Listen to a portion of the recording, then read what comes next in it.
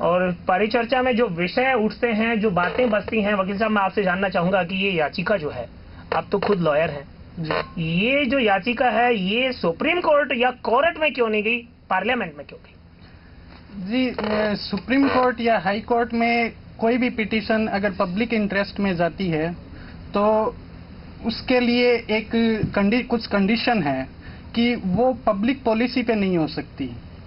Public policy से जुड़े हुए जितने भी मैटर हैं वो पार्लियामेंट में ही डिस्कस हो सकते हैं। तो यही कारण रहा कि हमने सुप्रीम कोर्ट या किसी हाई कोर्ट को न चुनकर पार्लियामेंट को चुना, ताकि जो संवैधानिक प्रावधान है वो कहीं इसमें बीच में न आए। मतलब संवैधानिक प्रावधानों की पालना भी हो जाए और ये पिटीशन भी बन करके और देश की संसद में चला जाए, इस प्रक्रिया के चलते आपने ये सिस्टम अडॉप्ट किया है।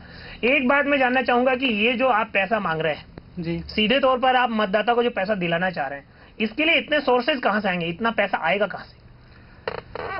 जी, जो सन 2000 के जीडीपी के आंकड़े हैं उनसे हमने कैलकुलेशन की कि सरकार जो वेलफेयर और सब्सिडी के ऊपर जो अमाउंट खर्च कर रही है वो अगर एक दो सोर्स और भी है इसमें हमने जोड़े हैं, वो अगर उससे कैलकुलेशन की जाए तो देश के हर वोटर के हिस्से प्रति माह प्रति वोटर 3,500 रुपए के आसपास निकलते हैं। और जो फाइनेंस मिनिस्ट्री से और बजट से जुड़े हुए जो लोग हैं वो कह रहे हैं कि आप बहुत कम पैसा मांग रहे हो, अगर सरकार चाहे तो इससे बहुत ज्यादा दे सकती है। हम कह रहे हैं आप 3,500 रुपए या जितना भी जो फिगर बनता है वो मत दो, उसका एक हिस्सा दे दो, ताकि सरकार भी अपनी वेलफेयर की स्कीम लागू करती रहे, चलाती रहे, और जो आम नागरिक है देश का उसको भी एक जीने के लिए एक बेस मिल जाए। तो हम इसका केवल एक हिस्सा लगभग 1750 रुपए की मांग कर रहे हैं अपनी पिटीशन में। मतलब जो अभी आ रहा है अगर उसमें 3500 रुपए आ रहा है तो उसमें से आप 50% हिस्सा मांग रहे हैं, 50% सरकार के पास छोड़ रहे हैं। जी, एक बात मैं जानना चाहूंगा कि इसका तरीका क्या रहेगा, कैसे डिस्ट्रीब्यूट हो पाएगा, ये पैसा मिलेगा कैसे, आम आदमी तक सीधा कैसे जाएगा? जी, पिटीशन में कहा गया है, ये डिमांड की गई है कि देश के हर वोटर का आरबीआई के थ्रू एक अकाउंट खोल दिया जाए। जो हिस्सा पर वोटर बनता है पर मंथ उसके अकाउंट में वो ट्रांसफर कर दिया जाए। वोटर्स के पास एटीएम रहेंगे ताकि वो अपनी सहूलियत से उस अमाउंट को निकाल सके और अपनी इच्छा से उस अमाउंट को खर्च कर सके। तो जो तरीका है वो एटीएम कार्ड का ही रहेगा।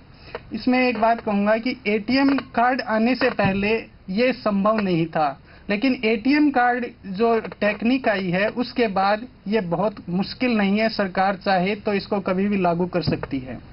क्या ये डिस्ट्रीब्यूशन संभव है? ये तो आपने बता दिया कि एटीएम के माध्यम से इसका वितरण संभव है, लेकिन पूरे देश के लोगों को, प्रत्येक मतदाता को बिना परिश्रम किए, बिना मेहनत किए हम क्यों देना चाहें, सरकार क्यों देना चाहे, क्यों वो लेना चाह रहा है? देखिए, जहां भी इस पिटीशन के ऊपर चर्चा हुई है काफी लोगों ने ये क्वेश्चन उठाया है कि बिना मेहनत के लोगों को क्यों दे दिया जाए पैसा।